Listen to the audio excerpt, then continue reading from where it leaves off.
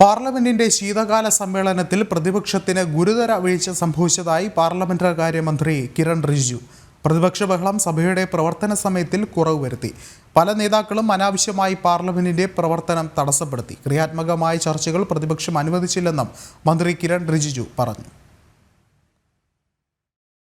നടപടികൾ അവസാനിപ്പിച്ച് പാർലമെന്റ് സമ്മേളനം അനിശ്ചിതകാലത്തേക്ക് പിരിഞ്ഞതിനു ശേഷം നടത്തിയ അവലോകനത്തിലാണ് പ്രതിപക്ഷത്തിന്റെ പ്രവർത്തനങ്ങളെ കേന്ദ്ര പാർലമെന്ററി കാര്യമന്ത്രി കിരൺ റിജിജു വിമർശിച്ചത്. പ്രതിപക്ഷത്തിന്റെ ബഹളവും അനാവശ്യ ഇടപെടലും സഭയുടെ പ്രവർത്തന സമയത്തിൽ വലിയ കുറവ് വരുത്തി. പല പ്രതിപക്ഷ നേതാക്കളും അനാവശ്യമായി പാർലമെന്റിന്റെ പ്രവർത്തനം തടസ്സപ്പെടുത്തി. ക്രിയാത്മകമായ ചർച്ചകളും തീരുമാനങ്ങളും കൈക്കൊള്ളേണ്ട പാർലമെന്റിൽ ഇടപെടുന്നതിൽ പ്രതിപക്ഷത്തിന് ഗുരുതര പിഴവ് സംഭവിച്ചെന്നും സഭയുടെ പൂർണ്ണമായ നടത്തിപ്പ് ഉറപ്പാക്കേണ്ടത് എല്ലാ അംഗങ്ങളുടെയും ഉത്തരവാദിത്വമാണെന്നും അദ്ദേഹം പറഞ്ഞു.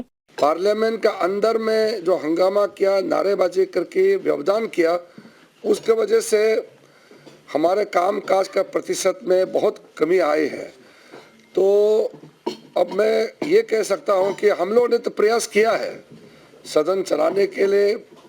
बिल जितना लिस्ट किया गया है, समय तय किया गया है, उसके अनुसार काम करना चाहिए।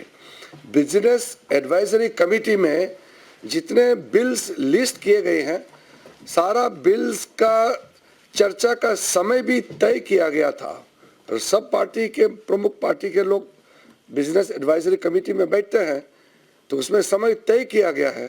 ലോക്സഭയിൽ 4 ബില്ലും രാജ്യസഭയിൽ 3 ബില്ലും പാസാക്കിയതായും അദ്ദേഹം അറിയിച്ചു. നവംബർ 25-ന് ശീതകാല സമ്മേളനത്തിന്റെ ആദ്യ ദിനം മുതൽ അവസാന ദിനം വരെ എല്ലാ ദിവസവും പ്രതിപക്ഷ ബഹളം കാരണം സഭാ നടപടികൾ തുടർച്ചയായി നിർത്തിവെച്ചിരുന്നു. പ്രതിഷേധം പരിധിവിട്ട ഘട്ടത്തിൽ പാർലമെന്റിന്റെ മര്യാദകൾ പാലിക്കാൻ അംഗങ്ങൾ തയ്യാറാകണമെന്ന് ലോക്സഭാ സ്പീക്കറും രാജ്യസഭാ ചെയർമാനും പ്രതിപക്ഷത്തിന് മുന്നറിയിപ്പ് നൽകിയിരുന്നു. ജനം, ഡൽഹി.